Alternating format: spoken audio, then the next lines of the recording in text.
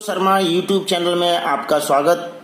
आज आपको काल सर्प योग अथवा काल सर्प दोष के बारे में बताने जा रहे हैं। जन्म कुंडली में आप अपनी स्वयं की या किसी जातक के लिए जैसे ही जन्म पत्री का विवेचन करें तो सर्वप्रथम यह देख लेना चाहिए कि वह जन्म कुंडली काल सर्प दोष से पीड़ित तो नहीं है। अब इसको देखने का एक सरल उपाय यह है, जैसा मैंने लिखा है इसमें, कि समस्त ग्रह राहु और केतु के बीच में आते हैं। जैसे ये कुंडली है, मेष लगन है, इसमें ये कालपुरुष की कुंडली है और इसमें राहु मेष लगन में बैठे हैं और उसके सामने केतु और समस्त ग्रह इसके मध्य आ गए हैं। तो ऐसी स्थिति में ये पूर्ण काल सर्प योग है। यदि कोई ग्रह इस राहु केतु के मध्य से या बीच से कोई ग्रह यदि क्रॉस करके दूसरे खाने में चला जाता है तो काल सर्प योग भंग हो जाता है। जन्म कुंडली में सारे ग्रह राहु और केतु के मध्य ही आएंगे, तभी काल सर्प योग का निर्माण होगा। ज्योतिष शास्त्र के अनुसार अधिदेवता और प्रत्यधिदेवता के पूजन से काल सर्प दोष की शांति की जाती है। अब क्यों की जाती है? क्योंकि राहु के अधिदेवता काल हैं और प्रत्यधिदेवता सर्प हैं, इसलिए इसे काल सर्प योग कहते हैं। एक प्रकार से काल यानी समय, सर्प यानी सर्प की चाल, जैसा समय मनुष्य के जीवन में चल रहा हो तो वह काल सर्प योग न होकर के वो काल सर्प दोष से पीड़ित कुंडली समझी जाती है। अब इसके संदर्भ में जातक को कई भ्रांतियां हो जाती हैं।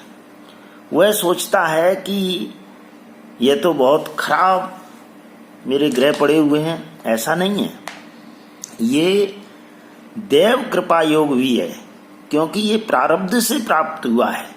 इसलिए हमें इसके बारे में इतना चिंतित होने की आवश्यकता नहीं है, बल्कि उसके कुछ प्रभाव यदि खराब अपने जीवन में दिखाई पड़ रहे हैं, जिस प्रकार से मैं आपको बताऊं कि आपके महत्वपूर्ण काम नहीं बन रहे हों, उनमें परेशानी आ रही हो, रुकावटें हों, असफलताएं ज़्यादा हों, गुप्त शत्रु आपके अधिक हों, कलह का वातावरण हो, स्वास्थ्य संबंधी परेशानियां आ रही हों, आर्थिक तंगी हो, मनमुटाव, अशांति, असहयोग, व्यापार में घाटा, व्यर्थ की चिंताएं और आत्मविश्वास में कमी आ जाए, वैवाहिक जीवन में बाधाएं आएं, तो इस प्रकार के जो झंझट हैं जीवन में जब प्रारंभ हो जाते हैं, तब हमको ये विचार करना चाहिए कि इस काल सर्प दोष का हम निवारण करें। अब उसके निवारण के लिए कुछ चीज़ें यहाँ मैं बता रहा हूँ।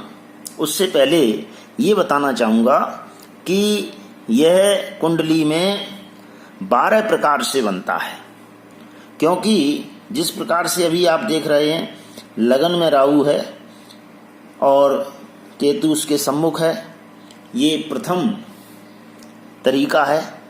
यदि राहु धन भाव में है तो यहाँ से केतु यहाँ अष्टम भाव में आ जाएगा।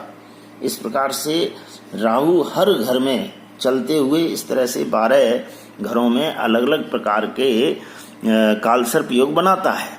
उनके अलग अलग नाम हैं, जिस प्रकार से ये मैंने लिख रखे हैं। जैसे पहला अनंत, दूसरा कुलिक, तीसरा वासुकी, चौथा शंखपूर्ण, पांचवा पदम, छठवां महापदम, सातवां तक्षक, 8वां कर्कोटक, 9वां शंखपाल, 10वां घातक, 11वां विषधर और 12वां शेषनाग। ये शेषनाग काल सर्प बने। इस प्रकार से ये 12 प्रकार हैं। अब कुछ काल सर्प जहां आपके ग्रह बैठे हुए हैं और वह खराब स्थिति में हैं, तो उनके प्रभाव और उस समय आपकी उस ग्रह की महादशा भी चल रही है, तो ये आपको पीड़ित ज़्यादा कर सकते हैं। इसलिए हमें उपाय की ज़रूरत पड़ती है। वैसे तो इन सब के उपाय के लिए एक मंत्र भी है, आप इसको प्रयोग कर सकते हैं। जैसे ओम राम राहवे नमः, ओम केतवे नमः, ओम नव कुलाय विद्महे विषदंताय धीमहि तन्नो सर्प प्रचोदयात्। इस मंत्र का जाप करके हम शांति को प्राप्त कर सकते हैं।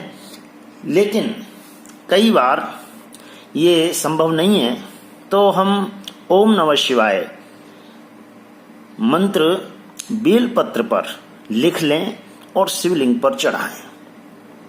सर्पों के जोड़े को चांदी के तैयार करके उससे पूजा अर्चना करते हुए उसको जल में प्रवाहित करें। रुद्राभिषेक पंचामृत से करें। महामृत्युंजय मंत्र का जाप करें और शिव आराधना इसमें प्रमुख है।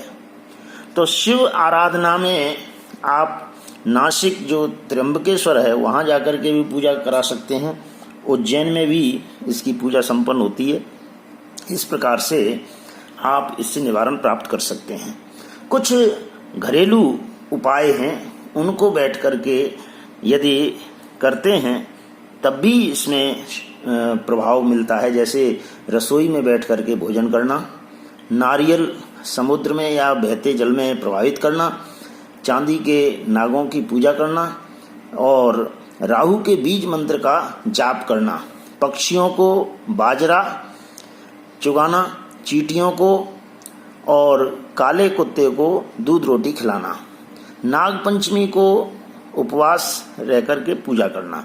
इन प्रयोगों के करने से आपके जीवन में ये काल सर्प योग बुरे प्रभाव को छोड़ करके अच्छे प्रभाव देगा और आपके जीवन में सुख समृद्धि प्राप्त होगी। इस प्रकार से आज मैंने ये काल सर्प का योग बताया, जो किसी भी कुंडली में कोई भी व्यक्ति अपनी कुंडली को स्वयं भी देख सकता है। यदि राहु और केतु के मध्य ही सारे ग्रह आ रहे हैं तो आपकी कुंडली में काल सर्प योग है और उसका निवारण भी बताया है। यदि मेरा चैनल आपको अच्छा लगता है तो इसे लाइक करें, सब्सक्राइब करें, शेयर करें और अपना स्नेह बनाए रखें। धन्यवाद। स्वस्ति।